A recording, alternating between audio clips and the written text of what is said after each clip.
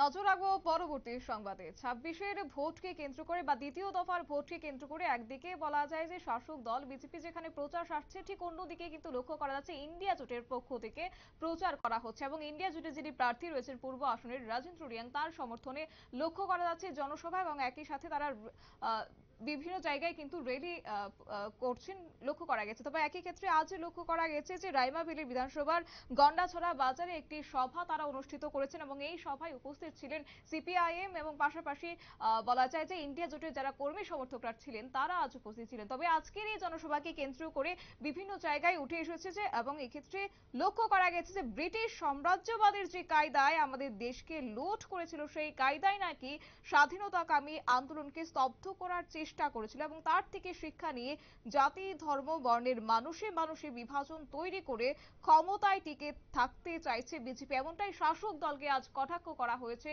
আজকের এই জনসভা থেকে। তবে গোটা বিষয় সম্পর্কে কি রয়েছে শুনবো বিস্তারিত। সেটা করবার মতো কোনো অবস্থা নাই, মুখ দিয়ে কথা বেরোচ্ছে না। পত্রিকায় আমি ছিলাম না, আমি ধর্মনগর ছিলাম, পত্রিকা পড়ে পরের দিন দেখেছি। এই যে আপনাদের হাতে মুঠি ফোন আছে, তাতে এখন সংবাদ পাওয়া যায়, সেখানে বলছে এ কোন প্রধানমন্ত্রী, কারণটা কি জানেন তো? 10 বছর কেন্দ্রের ক্ষমতায় বসে রাজ্যে রাজ্যে তাদের পরিচালিত সরকার, এই উভয়ের সম্মিলিত প্রচেষ্টা কি চলছে? অত্যাচার, অবিচার, বেবিচার, লুণ্ঠন, দুর্নীতি। আর টাটা, বিরলা, ডালমিয়া, সিঙ্গানিয়া, মফস্বল, জয়, রিলায়েন্স, আম্বানি, আদানি, হাতে গোনা 100 থেকে 120টা পরিবার তাদের সাথে আমাদের দেশের মাটির তলার মাটির উপরে সমস্ত সম্পদ উজাড় করে দিচ্ছে। এদের জন্য দেশ, এদের জন্য স্বাধীনতা সংগ্রাম, এদের জন্য ফাঁসি কাঠে ঝোলা, 190 বছরের লড়াই ব্রিটিশের বিরুদ্ধে কোন জায়গায় নিয়ে যাচ্ছে বিজেপি?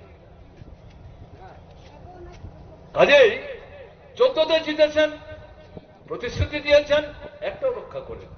আমি এগুলো যাচ্ছি না, এগুলো আপনারা জানেন। ললিতটা অনেক আগে বলেছেন, নরেশ জমাদের অনেক আগে এগুলি বলেছেন, আমি এগুলি আবার পুনরাবৃত্তি করতে চাই।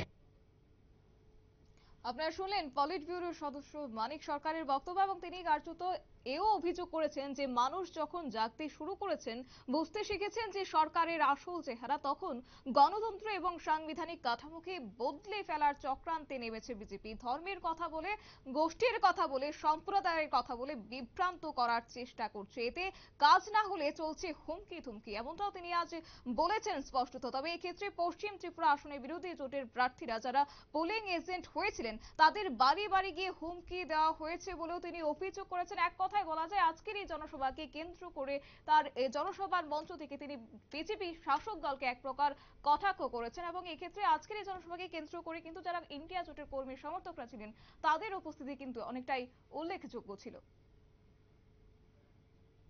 নিয়ে নিচ্ছে ছোট্ট একটি বিজ্ঞাপন বিরতি, সঙ্গে থাকুন।